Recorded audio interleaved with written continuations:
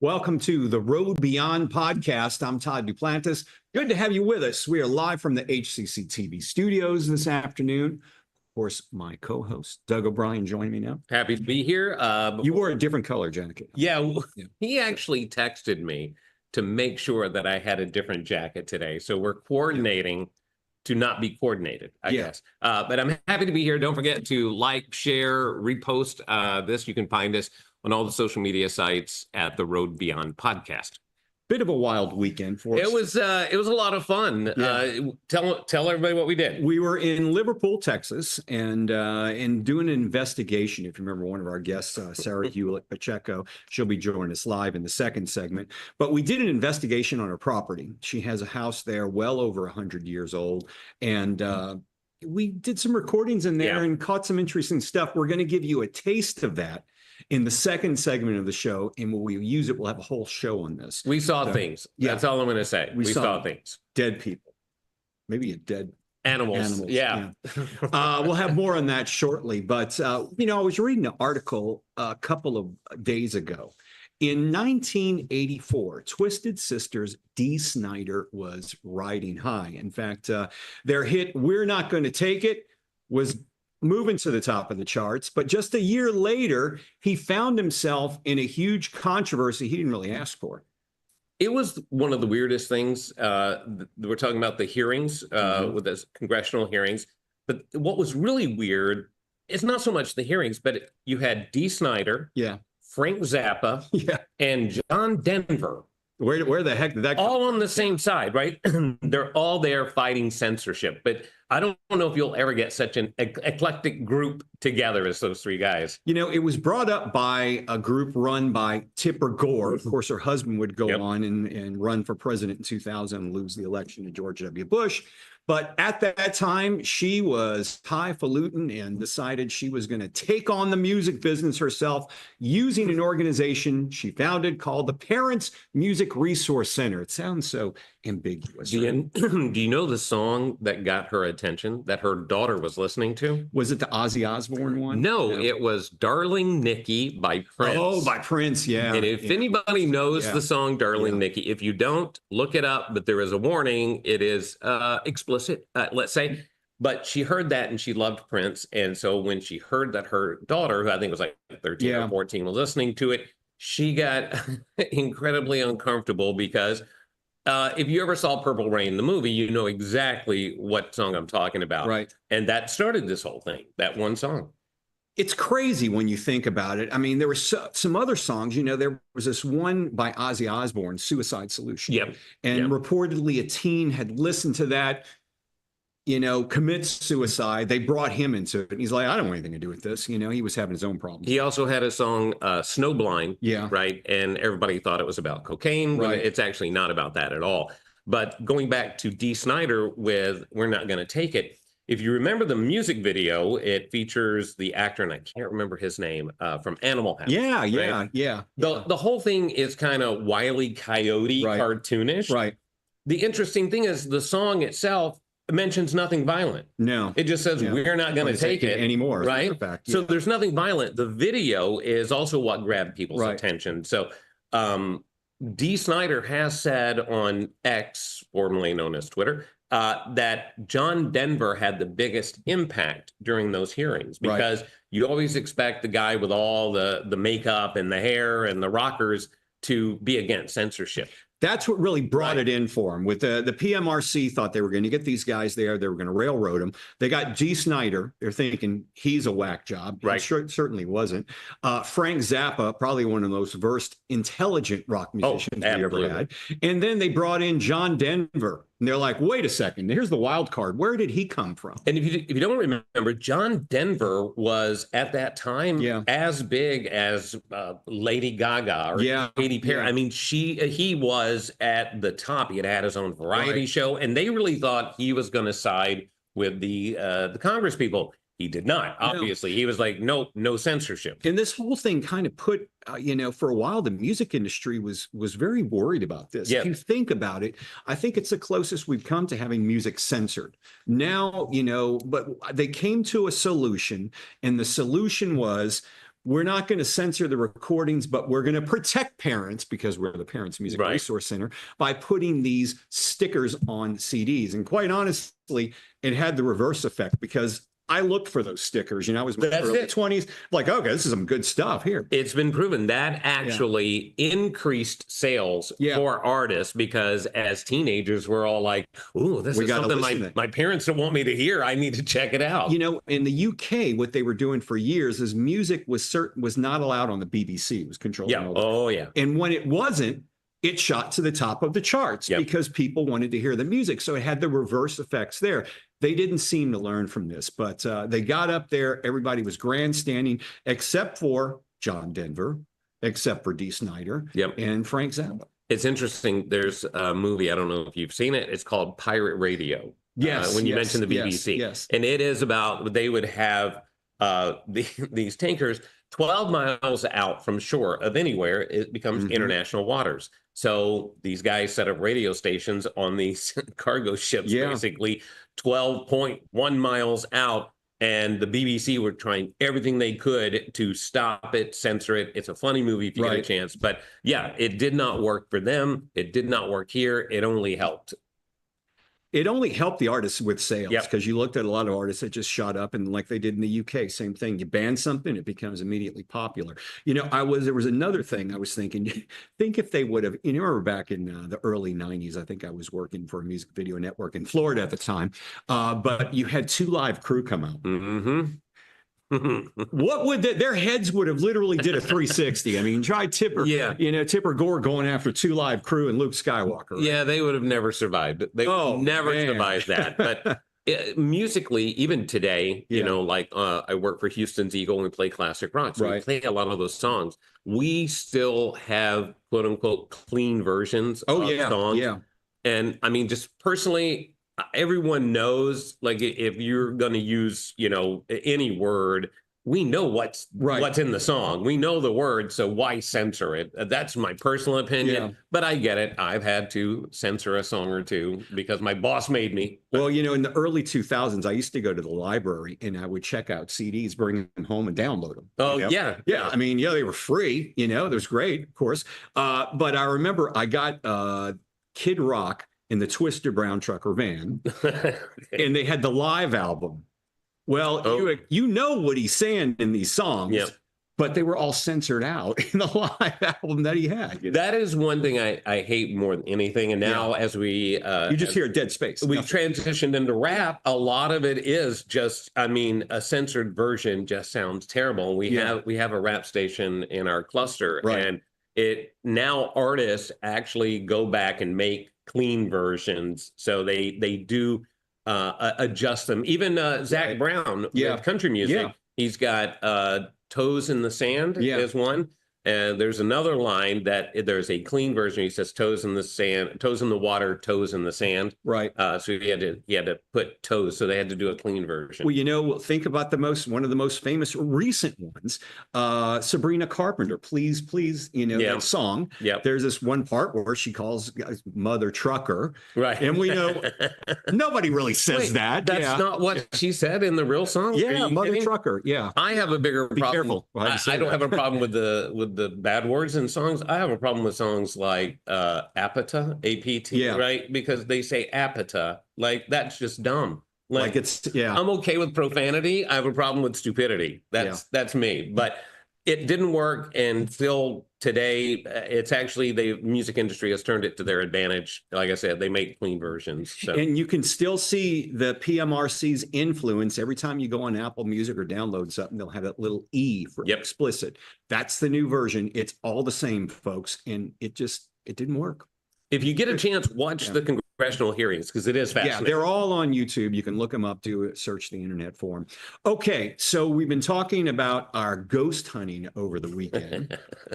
We had some interesting finds at Sarah Hewlett Pacheco's house. She's going to join us in the next segment. We got a little video we'll play for you. Stick around. We're back in 60 seconds.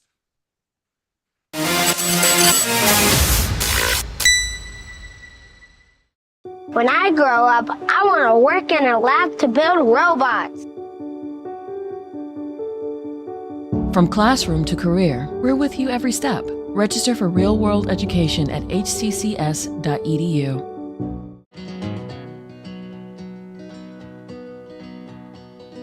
Things could be stranger, but I don't know how. I'm going through changes now. Could spend a lifetime trying to figure it out. I'm going through changes, through all of the strangeness. I'm going through changes now.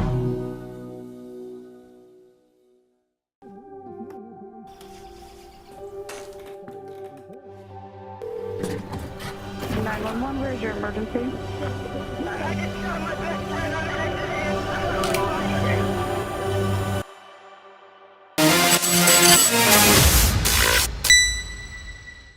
Welcome back to the Road Beyond podcast. Let's talk about Saturday night. Okay, that sounds like the name of a song, right? Yeah. Saturday night, we went out to, was it Liverpool, Texas. That's by Dickinson, near Alvin, not far. I know those. I was not familiar with Liverpool. I wasn't either. But we went and visited with Sarah Hewlett Pacheco, and we got some interesting things happening right out of the gate. Like as soon as we walked in the door. We did. In fact, let's take a look at some video. We put this together. You're going to see more of this in the future, but let's take a look at this video right now. So have you felt anything around here yet? I haven't felt anything. Yeah. But I'm ready for it. I think Sari said she saw something. Oh my God, have you seen this? Did you What? see anything behind you? No. Why? Why are there two images? One's you Okay. and one's somebody else. That's okay.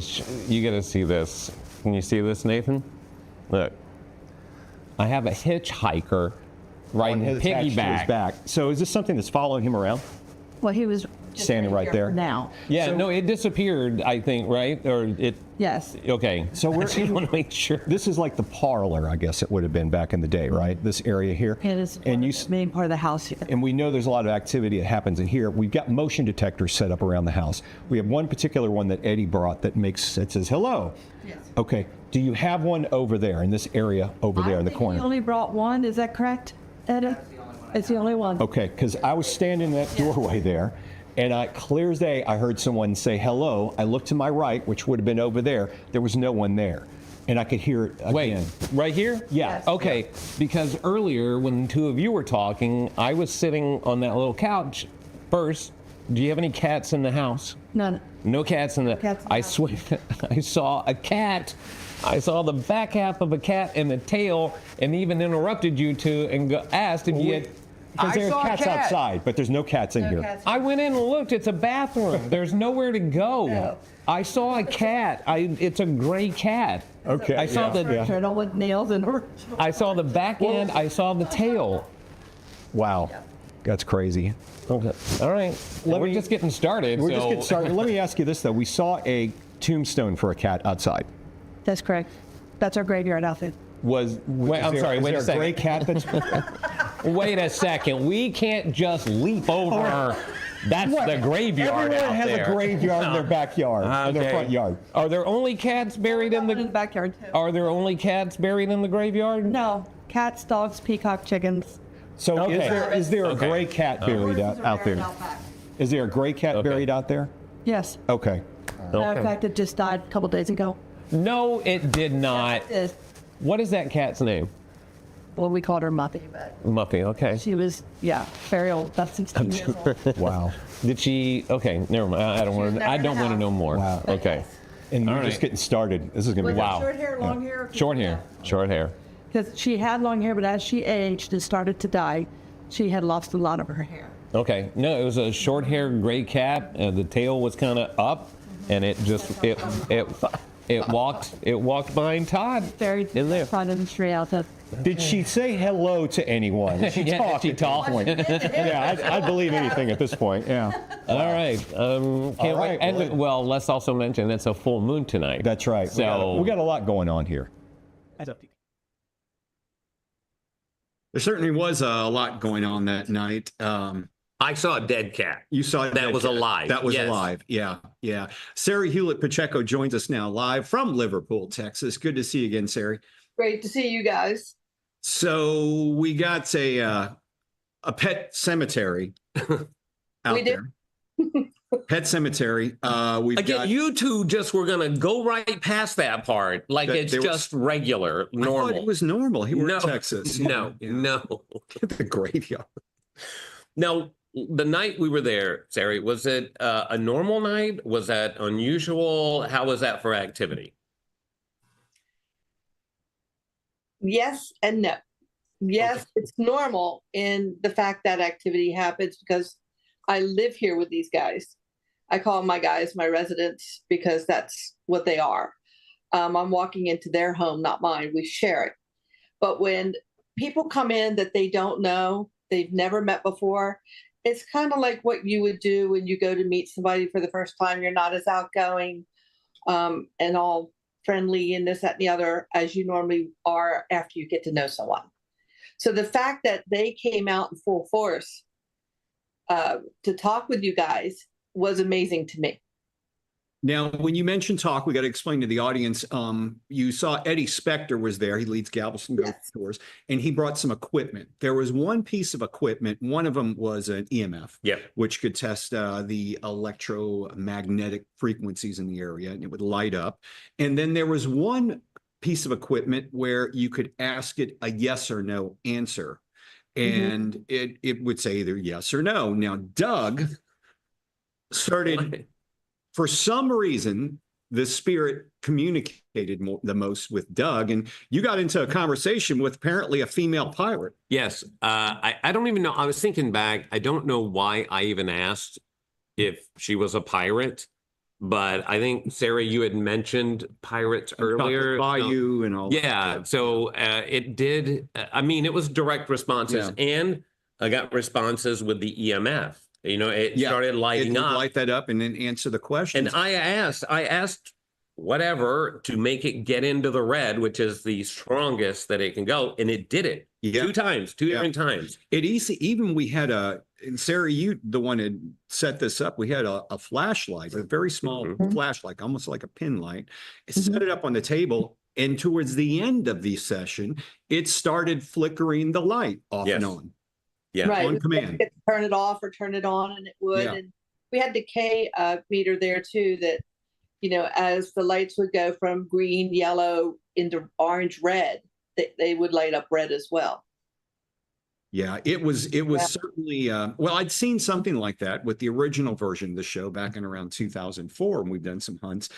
In Galveston. This is new. You've never seen anything This is like new this. for me. I've seen video and stuff. I've never experienced anything like that. But I will say it was a very positive experience. I didn't feel anything bad or negative. And afterwards, I thought to myself, I just talked for like half an hour to a ghost through a box. Yeah. This is my life. This like that. Who does that? I mean, I was taught my partner's brother came down with us, and he was asking me on the car ride back when we got into a discussion. He said, "Were you afraid? And have you ever seen a ghost?" I told him about my experiences. I'd seen 2 times where something came to me, or someone came to me. I'll say, but he was like, were you frightened? And I'm like, no, I wasn't, and I didn't feel any fear. No, didn't feel. And there have been situations where you feel creepy, like I did when we were ghost hunting in Galveston, but didn't feel that at all. I didn't either. My girlfriend was there with us, and she was part of it. We were all laughing, and I mean, the ghost actually. She was asking questions. She started asking questions. The ghost insulted her too, right? It was something. Like, did you think I was asking dumb questions? And the ghost said yes. Yeah, the ghost had a little bit of an attitude. Yeah, the ghost did have an attitude. She's a female pirate, so it's kind of to be expected, but not in a bad way. No. But she said she knew who I was. Yeah, which was very odd. And she also said, Sari, that she's seen Pirates of the Caribbean. I asked. Yes, that's right. I forgot about that. She meant Pirates in the Caribbean, which she would have seen, not the movie. Right. And judging by her name, like I said, I'm going to be doing some research on that. That would be Anne Bonny, and that crew out there that went through Jamaica, Jack Rackham and stuff like that. But we're going to find more on that as we go, because she did give us some names. So we'll see if they validate that. And Sea Cat came up as well in a previous recording that you had. And we asked her, and she said that was her name, which is weird. So the other thing too, remember when I was videotaping using an SLS, and I would tell Doug, your girlfriend, that whisper to her, I said, see, somebody's right there on his back. And then you didn't hear me, but you turned around and said, somebody's touching me. Who's on my back? Do you remember? Yeah, yeah. And there was something on your back. As we have that footage that we can play for those who weren't there that don't know what we're talking about. It's when I'm looking at something that you can't possibly see, and I can tell you that it's there, and then you feel it, you validate what I just saw. Yeah. Well, I will say my whole point or demand was that they stay there. I will say, last night at home, I have a sweatshirt, a station sweatshirt, and it's usually either laying on the couch or hanging up. It was hanging over the shower. And so I asked my girlfriend, Jacqueline, I go, did you put this up here? And she goes, no, I thought you did. And I go, why would I hang the sweatshirt on the shower? Oh, great. Never You've done taken that. home a ghost. Great. Well, Yeah. it just makes you wonder. Yeah. I hung it up in the closet. We'll see if it's still there when I get home. But I'm not saying that happened, but I'm just saying I need some help in the kitchen if it is a ghost. If it is a ghost. Yeah. Well, Sari, we appreciate you having us out there. We look forward to looking through the video. I know you've got some interesting things that you found. We have some more stuff, and we're going to show it in either next week's episode or the one after that. So we've got a lot of video to go through. Sari, thanks for joining us here today. Oh, it's always a pleasure, guys. Thanks for having us. Pleasure. All right. Thank you so much. We'll talk to you soon. All right. Bye. All right. Lots more to come on that. We're going to take a final commercial break. And then when we come back, this is like a viewer love segment. Is it really? Okay. Yeah. I have to say, I'm shocked at how many bear videos we've been able to find. Bare necessities. We got more on the way, 60 seconds away.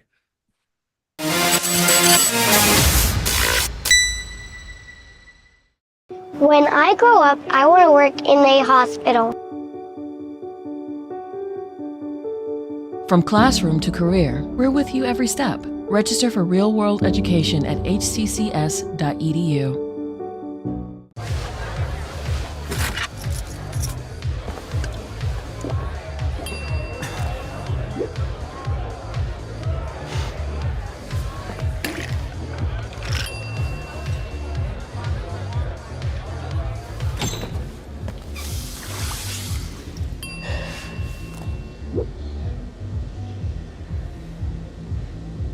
If you need to do something to feel okay to drive, you're not okay to drive.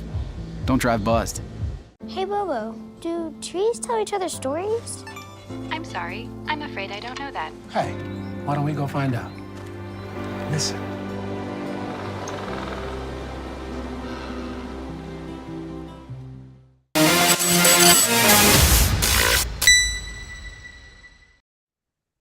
Welcome back to the Road Beyond podcast, where you can find not only ghosts, but bears.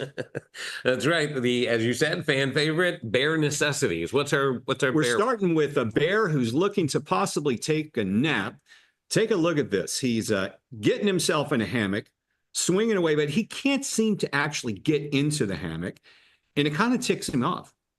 Gets a little upset there. And then, doesn't quite work. And there you go. Anybody who's ever tried to be in a hammock knows that feeling, Knows because exactly where this who bear's coming hasn't from. been like tossed out of a hammock without any warning? He just can't seem to figure it out, poor guy. But there you go. Yeah, been fell there. down. Yeah, there, that's it. There, he's done. I'm with done. you. I'm with the just bear. tearing the darn thing apart now. We got another video, not necessarily bears, but I saw this, and I think you possibly seen it. It's been all over X and Twitter, or formerly known as Twitter. I call this fun with freaked out and fainting dogs. Okay. Yeah. Right. There's another dog, and he's done. Yep. This one's good. I don't know how cats freak out dogs. They really do. I mean, I've got 4 dogs at home. We've got 4 dogs and 1 cat, and that cat can freak the dogs out. Because they're so temperamental. I know, yeah. And they totally overrule the dog. Yes. All it takes is a flinch. Yeah, it doesn't take much. Yeah, so there you go. Well, most dogs are so sweet and loving, and cats are sweet and loving till they're not. Yeah, so I think that's those dogs looking at the cats like they're demons. I know the dogs at our house sometimes look at the cat. I just love the ones that, like, the cat is where you are and the dog's like, I'm not looking. Oh yeah, I am yeah. not If I don't look, they'll give it a it's side not eye, but happening. not doing it.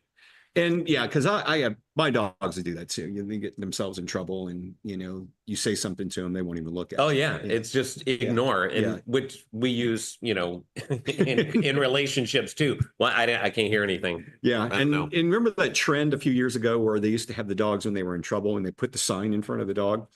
No, I don't think I saw people that. write down like I can't stay out of the litter box and eat poop. Oh, okay. Yeah. And everybody was doing it. I remember doing that years. It was kind of like the water challenge. People were doing their own versions. Right. But cats are, she offered us some cats, Sari, when we were out there you guys Saturday didn't go night. home with a cat? We did not go home with a cat. I was betting money that you guys were going to be finding an all-night Walgreens to go. No, we are not prepared for a cat. Our apartment's no too cat small. in the future. Well, maybe in the future, but not right now. Well, those are pretty young cats too. They were cute. Yeah. I'm not ready. Yeah, she's definitely got herself some cats up there, and a graveyard for the ones that pass on. I'm seeing ghost cats. I don't need a real cat. If we learned anything from good 80s movies, that pet cemeteries don't work out well. No, never. Yeah, was that old actor? He was like the ground turned. Oh, solid. I just know anything Stephen King, like, no, not doing it. Not going to do it. Well, hey, this has been a whirlwind of a show. We've had fun with you this afternoon. We'll have more on the Liverpool ghost investigation, but enjoy your weekend, Easter weekend coming up. That's right. That's right. By Passover the way, and all that. eggs are so expensive. They're talking about painting potatoes. Oh yeah, or marshmallows. Yeah, that's so that's an option. That's for an this option Easter for you as well. Thanks for being here, folks. We'll see you next week.